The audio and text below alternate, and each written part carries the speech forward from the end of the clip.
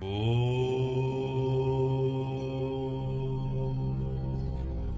అండి, అందరికీ నమస్కారం.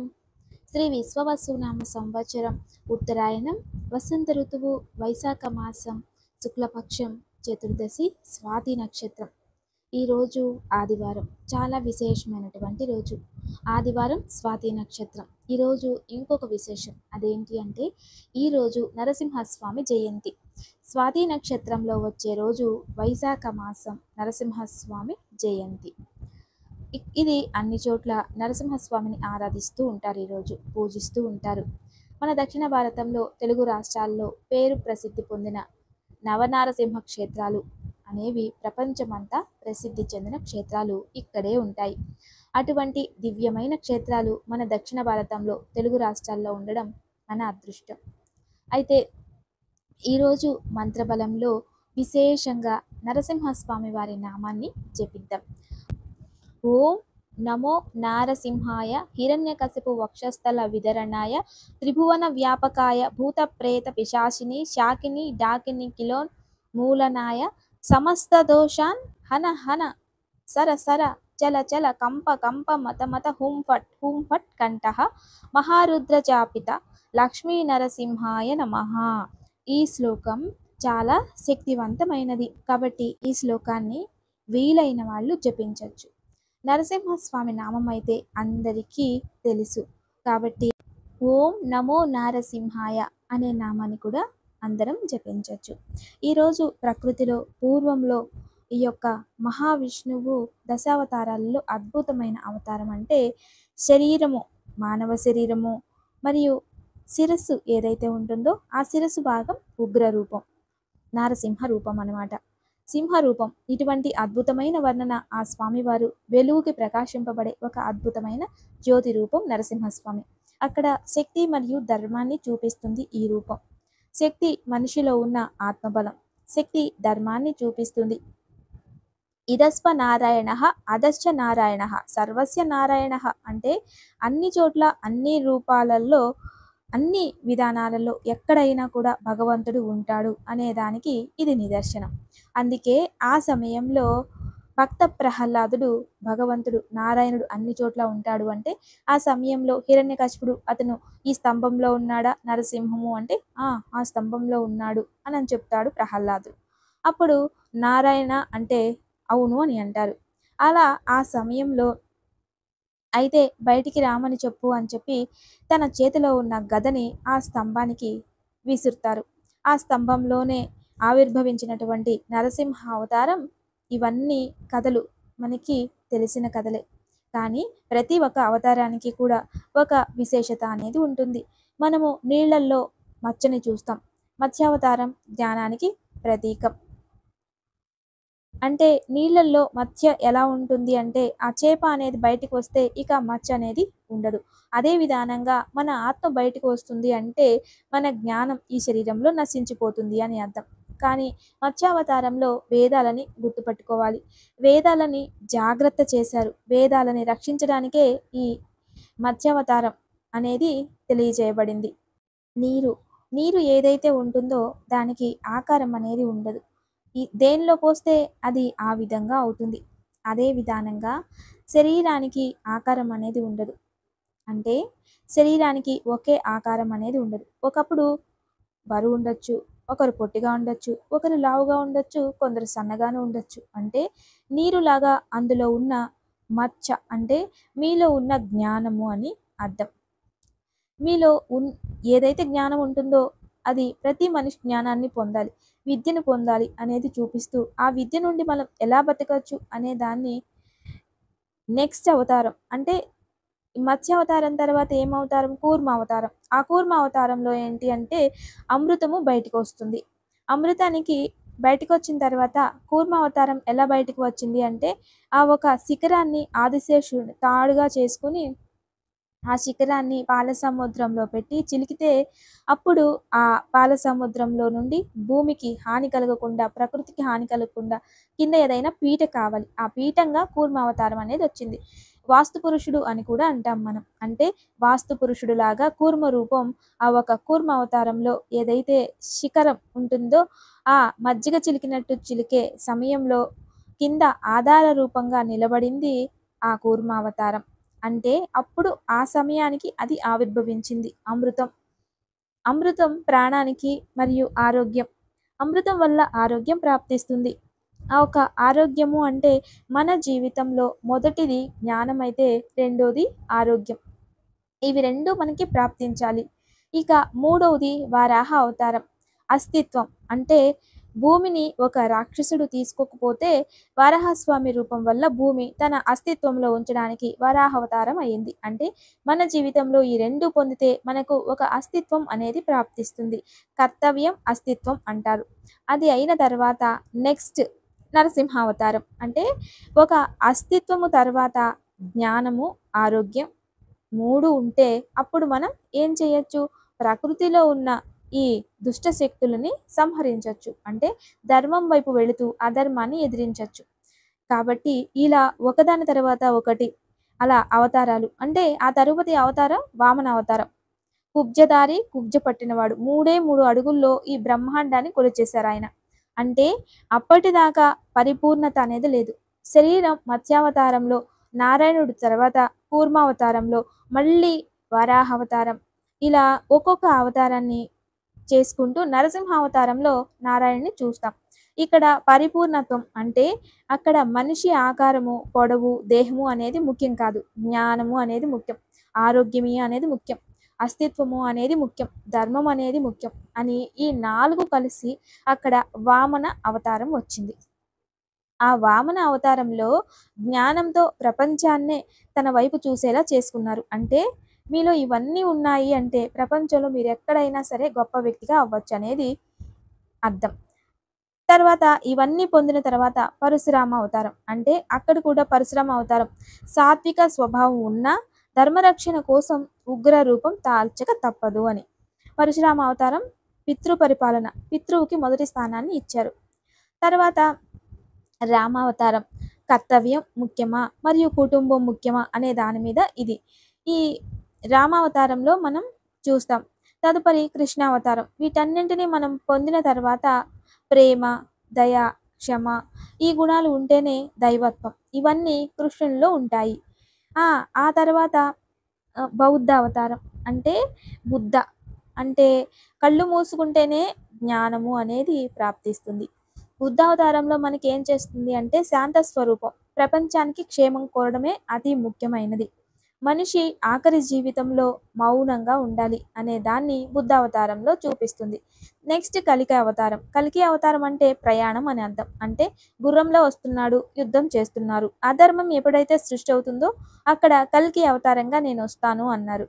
కలియుగంలో ఆ కలికి అవతారం ఏంటంటే ఒకటే. అధర్మం వచ్చినప్పుడు మనందరం కూడా ఒకటై మనము ధర్మయుద్ధంగా ధర్మం వైపు నిలబడి అధర్మాన్ని నిర్మూలన చేయాలి అనేది ఈ కల్కి అవతారం యొక్క ఉద్దేశం.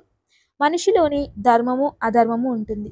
కుటుంబంలోనే ధర్మము అధర్మము ఉంటుంది. ఎప్పుడైతే ధర్మాత్ములంతా ఒకటవుతారో అధర్మం నిర్మూలన చేయబడుతుంది. కుటుంబంలో కావచ్చు, ఊరిలో కావచ్చు, దేశంలో కావచ్చు, ప్రపంచంలో కావచ్చు అనే దాన్ని ఇక్కడ దశావతారాలలో మనకి మన జీవిత రహస్యాన్ని ముందు పెట్టారు. మనిషిలో ఏవేవి గుణాలు ఉండాలి అనే దాన్ని చూపించడమే ఈ యొక్క దశావతారాల యొక్క తత్వం. ఇదంతా కూడా ప్రతి మనిషిలోనూ ఉంటుంది. మృగాలలో జ్ఞానం లేకపోవచ్చు, కానీ మనిషిలో మాత్రం ఖచ్చితంగా ఉంటుంది.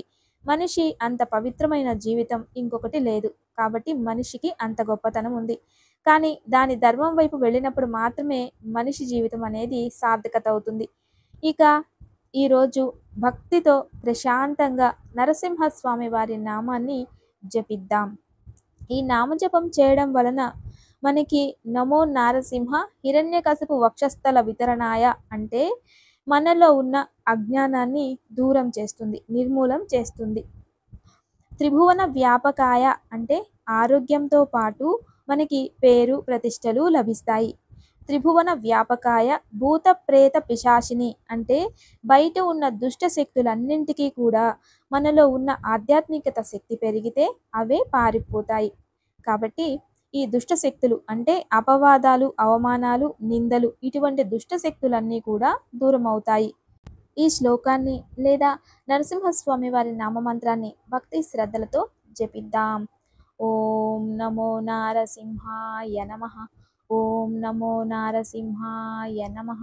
ఓం నమో నారసింహాయ నమః అనే మంత్రాన్ని ఈరోజు భక్తి శ్రద్ధలతో వీలైనన్ని సార్లు 108 సార్లు జపించడం వలన స్వామివారి యొక్క అనుగ్రహం మనకి ప్రాప్తిస్తుంది.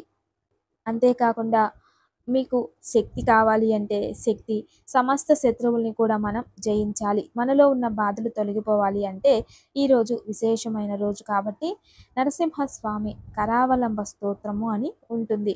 ఆ స్తోత్రాన్ని పఠించండి. ఈరోజు విశేషంగా ఇంట్లో ఒక కలశాన్ని నరసింహస్వామిగా పెట్టండి. పెట్టి ఆ కలశానికి చక్కగా అలంకరించి ఈ యొక్క పత్తితో మనము పసుపు కుంకుమ రాసి హారాన్ని తయారు చేస్తాం కదా, దాన్ని స్వామివారికి పసుపుతో మొత్తం కుంకుమ లేకుండా కేవలం పసుపుతోనే అంతా రాసి చక్కగా ఆ ఆకారాన్ని, ఆ దారాన్ని మాలగా స్వామివారికి సమర్పించండి. అలా సమర్పించిన తర్వాత పంచోపచార పూజ కానీ, షోడశోపచార పూజ కానీ, చక్కగా అష్టోపచారం కానీ, దశోపచారం కానీ, ద్వాదశోపచారం కానీ మీకు ఏది తెలిసి ఉంటే భక్తిగా నరసింహస్వామిని అర్చించండి, పూజించండి. మళ్ళీ సాయంత్రము సూర్యుడు అస్తమించిన తర్వాత యథాస్థానం చేసేయండి, అంటే కదిలించండి. తదుపరి ఆ నారికేళం అంటే పైనున్న కలశం మీద పెట్టిన కొబ్బరికాయను తీసేసి ఆ నీటిని తలపైన ప్రోక్షణ చేసి, దేవుళ్ళ పటాలపైన ప్రోక్షణ చేసి ఇల్లంతా ప్రోక్షణ చేయండి. నరసింహస్వామి అనుగ్రహంతో మన ఇంట్లో ఏ మూలలోనైనా అంటే ఏ స్థానంలోనైనా నెగిటివ్ ఎనర్జీ అనేది ఉంటే అది మొత్తం దూరం అయిపోతుంది. అద్భుతమైనటువంటిది. సంవత్సరానికి ఒకరోజు వచ్చేదే నరసింహస్వామి జయంతి. అటువంటి రోజు మీరు ఈ పూజని ఆచరించినట్లయితే, భక్తితో ఆచరించినట్లయితే ఆ ఫలాన్ని మీరు అనుభవిస్తారు. ఇక ఈరోజు మంచి మాట, మన జీవితంలో కర్తవ్యం ముఖ్యమా, కుటుంబం ముఖ్యమా అని రెండు అడిగితే రెండు అర్థమైంది. కర్తవ్యం ముఖ్యమా, కుటుంబం ముఖ్యమా, తండ్రి ముఖ్యమా, తల్లి ముఖ్యమా అంటే ఏం చెప్తాం? ఏమీ చెప్పలేం. తండ్రి పిల్లల గురించి ఎప్పుడూ తలలో పెట్టుకొని ఆలోచిస్తూ ఉంటాడు. తలలో అంటే నా కొడుకు, నా కూతురు ఇలా అవ్వాలి, ఇలా చెయ్యాలి అని ఎన్నో ఆశలు ఉంటాయి తండ్రికి. అమ్మ కడుపులో పెట్టుకొని పోషిస్తుందట పిల్లల్ని. ఇప్పుడు తలలో బరువుగా మోసింది తండ్రి అయితే గర్భంలో మోసింది తల్లి. ఇద్దరు ఉంటేనే మన జీవితం అదే విధానంగా తయారవుతుంది. అదేవిధంగా కర్తవ్యం ముఖ్యమా, కుటుంబం ముఖ్యమా అంటే ఎవరైతే కర్తవ్యాన్ని ముఖ్యంగా చూస్తారో వాళ్ళు ప్రపంచంలో, కుటుంబంలో కూడా గౌరవాన్ని పొందుతారట. కుటుంబమే ముఖ్యం అనుకుంటే కర్తవ్యాన్ని వదిలేస్తే కుటుంబంలో ఉన్న కర్తవ్యాన్ని కూడా నువ్వు నిర్లక్ష్యం చేస్తావు అని దీనిలో ఉన్న అంతరార్థం. కాబట్టి ఇటువంటి విషయాలన్నీ కూడా చాలా చక్కగా అర్థం చేసుకోవాలి. ఎందుకు అంటే కర్తవ్యమే ముఖ్యము అనుకుని కర్తవ్యానికి మొదటి స్థానం ఇచ్చేవాడే జీవితంలో గొప్ప వ్యక్తి అవగలడు. అతనిలోనే కరుణ ఉంటుంది, అతనిలోనే ధైర్యం ఉంటుంది, అతనిలోనే క్షమా మనోభావము ఉంటుంది, అతనిలోనే శక్తి ఉంటుంది, అతనిలోనే సేవ అనేది కూడా ఉంటుంది. కర్తవ్యము అనేది సేవ లాంటిది, కుటుంబము అనేది బాధ్యత లాంటిది. ఇది అందరూ గమనించుకోవాలి. సేవా మనోభావం ఉంటే కుటుంబం కూడా బాగుంటుంది. అందువలన జీవితంలో ఎప్పుడు కూడా కర్తవ్యాన్ని నిర్లక్ష్యం చేయకండి. కర్తవ్యాన్ని నిర్లక్ష్యం చేస్తే కుటుంబంలో కూడా మీరు ఏదో ఒక రోజు నిర్లక్ష్యంగా ఉంటారు అని అంతరార్థం. తర్వాత ఏమిటంటే ఈరోజు పిల్లలు కావచ్చు, పెద్దవాళ్ళు కావచ్చు, ఏదైనా కూడా ఎటువంటి పరిస్థితుల్లోనైనా కర్తవ్యానికి ఎక్కువగా విలువివ్వండి. కుటుంబంలో గొడవలు జరుగుతూ ఉన్నాయని పిల్లలు వాళ్ళ కర్తవ్యం ఏంటి, చదువుకోవడం అనేది, కానీ దాన్ని మానేస్తే జీవితం పాడైపోతుంది. పిల్లల కర్తవ్యం పిల్లలు పాటించాలి. అత్తమామలు గొడవ పెట్టారనో, లేదా అమ్మానాన్నలు గొడవ పెట్టారనో, లేదా భార్య అనే కర్తవ్యాన్ని వదులుకుంటే నువ్వు వాళ్ళని నిర్లక్ష్యం చేసిన శాపాలు నీకు వస్తాయి. అదే భర్త ఏదో అన్నాడని చెప్పి భార్య కర్తవ్యం నిర్వర్తించకపోతే జీవితంలో సమస్యలు వస్తాయి. ఇటువంటివి ఎన్నో ఉంటాయి. అందువలన కర్తవ్యం మొదటి స్థానం, బాధ్యత రెండో స్థానంగా వస్తుంది. ఇది శ్రీకృష్ణుల వారు కూడా తెలియజేశారు. ఇక ఈరోజు చతుర్దశి ఘడియలు సాయంత్రం వరకు ఉంటాయి. 8 గంటల పైన పౌర్ణమి స్టార్ట్ అవుతుంది. కానీ ఈరోజు సాయంత్రం స్వాతి నక్షత్రమే ఉంటుంది. కాబట్టి దేవి దుర్గామాత, దుర్గాదేవి ఈరోజు ఒక విశేషం. నారాయణుడికి 10 అవతారాలలో 10 శక్తులు మనపై ఎలా ఉంటుందో అదే విధానంగానే దశమహావిద్యలు కూడా మనకే ఆ శక్తులు ఇక్కడ విష్ణు తత్వంలో దశావతారాలని మనం స్వీకరించి శక్తిని పొందవచ్చు. దేవీ తత్వంలో దశమహావిద్యల్లో ఉన్న శక్తియే ఇటువైపు దశావతారాల శక్తి. అలా మనకి 2 నాడులు, సూర్యనాడి, చంద్రనాడి, ఇలా 2 నాడులు ఉంటాయి. ఒకటి సూర్యనాడి, ఒకటి చంద్రనాడి. సూర్యుడికి అధిపతి గోధుమ పిండి, వాటితో ఒక ప్రమిద చేయండి. చంద్రనాడికి అధిపతి వాటితో అంటే బియ్యం పిండితో ఒక ప్రమిద చేసి ఇంట్లోనే ఈరోజు సాయంత్రం ఒకటి బియ్యం పిండితో ప్రమిద, ఇంకొకటి గోధుమ పిండితో ప్రమిద చేసి నెయ్యి పోసి ఇంట్లో అమ్మవారు జగన్మాత ఏ అమ్మవారి ముందైనా పెట్టి 2 దీపాలు వెలిగించి ఏదైనా దేవీ స్తోత్రం పారాయణం చేసుకోండి. ప్రకృతిలో ఉన్న చైతన్య శక్తి మిమ్మల్ని ఆకర్షిస్తుంది. ఇంట్లో ఏదైనా దోషాలు ఉంటే దూరం అవుతాయి. అమ్మవారిని పూజించడం వలన ఆత్మబలం పెరుగుతుంది. దుష్టశక్తి ప్రభావం మనపై ఉంటే అది కూడా తగ్గిపోతుంది. దివ్యమైన యోగక్షేమం తప్పక ఆచరించండి. నమస్తే. Thanks for watching.